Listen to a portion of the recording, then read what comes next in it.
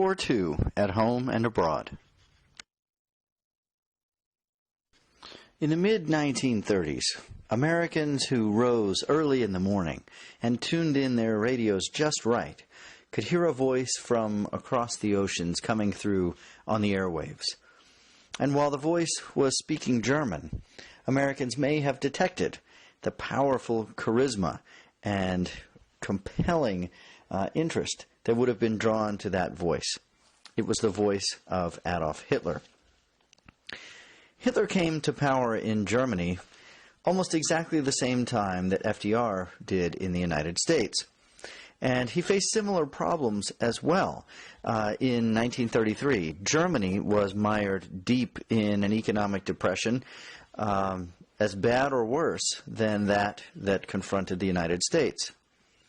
And like FDR, Hitler faced those problems in what was perceived as heroic fashion, helping to lift his nation out of the Depression.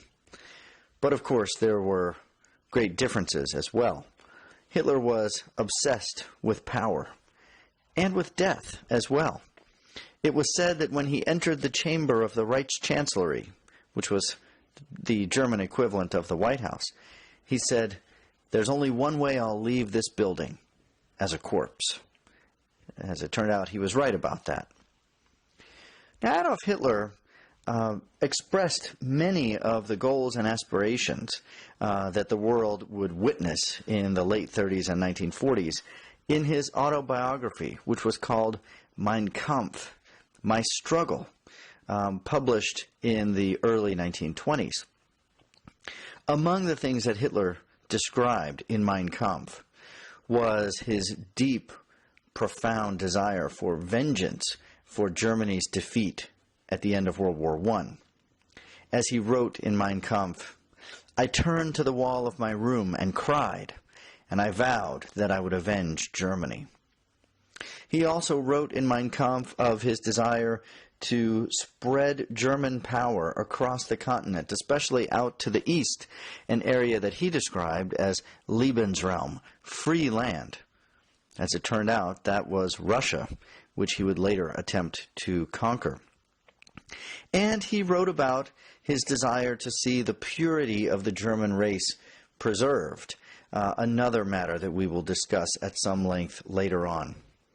It has been said that if Hitler had died in 1938, he would be remembered as one of the greatest, perhaps the greatest, German statesmen. Time magazine voted Hitler its Man of the Year in 1936. So in the mid-1930s, it was not so clear what kind of intentions Hitler had in store. By the end of that decade, the world would know of Hitler's true intentions. Hitler's rise to power and the beginnings of German aggression in the mid-1930s were only one of a number of factors that strained the American policy of neutrality. Following World War I, the United States had slipped back into a mindset of isolation and neutrality. And while we're not going to get into it in any great detail here, throughout the 1920s, the United States impressed upon the world its desire to remain neutral and isolated, essentially uninvolved in world affairs in a meaningful way. That stance in the 1930s would be pushed, and in fact eventually would break. It becomes impossible for the United States to simply remain neutral and uninvolved in world affairs. By the mid-1930s, it was the rise of Hitler, the beginnings of German aggression that were the most significant factor pushing American neutrality or straining American neutrality, although there are several other factors that I'll mention in a moment. As Germany began to rise out of its Great Depression and back towards prosperity, Hitler began to put into motion some of the plans that he and his comrades had developed over the years. Between 1936 and 1939, the Germans began slowly and in small chunks to take over as much of Europe as they could. Beginning in 1936, by occupying the Rhineland. This was a strip of land that Germany shared with France, and in fact that France had taken as part of the Treaty of Versailles. In 1938, Germany took Austria, and in 1939, in two different phases, they took Czechoslovakia as well. Throughout this period, what would become the Allies, Britain, France, the United States to some extent, and others, made no serious attempt to stop Germany as it was on the march. And there's been a lot of questioning and criticism of those nations for their inactivity at this time. It's a period known as appeasement, and more or less it seems that leaders of those nations fell prey to Hitler's great charisma and his convincing arguments. He insisted at each point that this was the last territory that I'll take over. This is the last one. With the conquest of Czechoslovakia, Britain and France had reached their limit. And in fact, the next conquest, which initiated on September 1st of 1939, was the invasion of Poland. And at that point, Britain and France could not just sit idly by anymore. And so after that invasion began, the other allies declared war on Britain.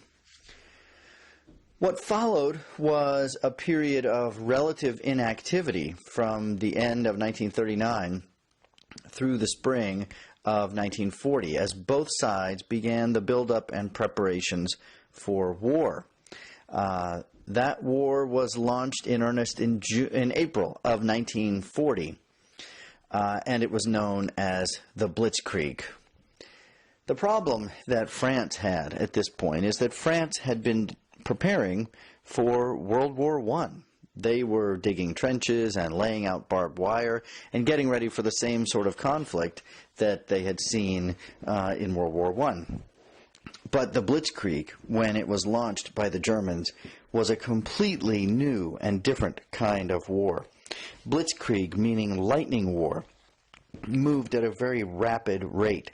It relied a great deal on air power and bombing, which was much more sophisticated in World War II than in World War I.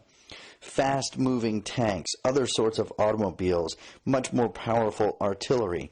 The old trench warfare was ineffective against this style of attack. And so the Blitzkrieg swept through Europe from April through June of 1940. The Germans conquered very rapidly Denmark, Norway, Luxembourg, Belgium, and finally France itself, which surrendered on June 22nd. All that remained of the Allies at that point was Great Britain, which stood on its own, battling against the Germans. Even Britain's survival was somewhat miraculous, as one of the famous early tales of World War II was the evacuation of the British forces from the little French port town of Dunkirk. 330,000 British forces in the dead of night sailing out across the English Channel in any kind of little skivvy or rowboat or sailboat they could find. And the next morning, as the German army rolled in, they found all of the British gone. And so at this point, Britain stands alone in this war against Germany. And so we must consider, what does this mean for the United States? What is our stance going to be? Well, I've said, and I'll explain a little bit further in a moment, the United States remains neutral at this point and has insisted throughout on its neutrality. But it is harder and harder for the United States to stay uninvolved and to simply watch Britain standing on its own. The rise of Hitler and the beginning of German aggression was only the first factor that began straining America's policy of neutrality in the 1930s. There were several other events as well that made it more and more difficult for the United States to remain uninvolved. One of them was the rise of another of the fascist leaders of the 30s, Benito Mussolini, rising to power in Italy. Mussolini, among other things, was very passionate about history, and particularly the history of the Roman Empire. One of the things he hoped to achieve was the recreation of a sort of modern version of the Roman Empire. In other words, he felt the need to conquer something. And so in 1935, Italy launched an invasion of the lightly protected African nation of Ethiopia. The Ethiopians, while not completely defenseless, were largely powerless against this attack. And so the call was going out, literally cries for help going out from Ethiopia to other parts of the world to help them fend off Italy's invasion. What was the American response? Well, the United States simply reasserted its neutrality and did not get involved. In 1936, in Spain, another fascist leader rising to power, Francisco Franco. And so Spain found itself in the midst of a revolution. And again, what was America's policy? Well, the official policy of the government was neutrality and staying out of it, although many Americans did go fight in the Spanish Revolution on their own accord. They were called the Abraham Lincoln Brigade. And perhaps some of you who are English majors or fans of American literature might know that one of America's great authors, Ernest Hemingway, fought in the Spanish Revolution, and it actually provided fodder for several of his most famous books. With these and other events of the 1930s, the United States issued a series of neutrality acts in 1935, 1936, 1937, reminding the rest of the globe that it was our stance to remain uninvolved, that we would not support belligerents, that we would not trade with belligerent nations, and that we wouldn't get involved in nations who were engaged in a revolution. And yet, with this, along with Germany's aggression, we will see also on the Asian side, China and Japan going to war once again. It is simply becoming harder and harder for the United States to remain uninvolved. During this period in the United States, the nation was dividing into two large camps as far as our feelings about neutrality. And in fact, there were two significant organizations formed during this period. One of them was called America First, and the other was called the Committee to Defend America by Aiding the Allies. If I start by describing the second one, the title of the organization goes a long way towards explaining what they believed. The Committee to Defend America by Aiding the Allies. Their thought was we needed to support and defend the Allies, and at this time we're talking primarily about Great Britain as it was fending off Germany. What was to be gained by this? Well, in essence, the argument was that Great Britain at this point became the first line of defense for the United States. Let's consider the other possibility. What would happen if Britain fell to the Germans? Well, Hitler never wrote specifically about any desire to conquer the United States. But it certainly is a possibility, and the other thought is that Great Britain was one of our most trusted and longest-held trading partners. And would we rather maintain relations with Great Britain, or would we rather have to deal with Hitler and the Germans? So, in the eyes of this group, aiding the Allies became sort of the first line of defense for the United States. The other organization was known as America First. And as you might gather from the title of their organization, their thought was, we are still suffering through the Great Depression. We've got problems of our own on the home front. We need to concentrate on America first and stay out of what's going on in Europe. And while it did have many supporters, there were many in the country who sort of mocked this stance. And if you look at the cartoon on the right, this is a Dr. Seuss cartoon from this era, and he is sort of mocking the stance of those in the America First organization. The old family bathtub is plenty safe for me, says the America First flag-waving person. In the meantime, you see all the signs of German aggression and these little monsters who are sort of creeping up with the swastika on them.